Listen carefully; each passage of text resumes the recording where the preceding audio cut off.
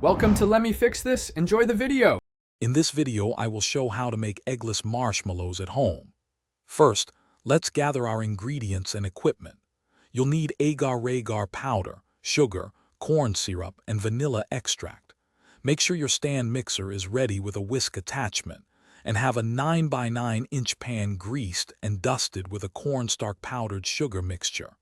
Having everything prepped makes the process much smoother and more enjoyable. Now let's start cooking. In a medium saucepan, whisk together the agar-agar powder and cold water. Bring this mixture to a rolling boil over medium-high heat, then reduce the heat and let it simmer gently for about 2 minutes. Next, add your granulated sugar and corn syrup, stirring continuously until the sugar is completely dissolved and the syrup is clear. This step is crucial for the marshmallow's texture. Once your syrup is ready, carefully pour the hot mixture into the bowl of your stand mixer. Using the whisk attachment, begin whipping on high speed. You'll need to whip this for about 10 to 12 minutes.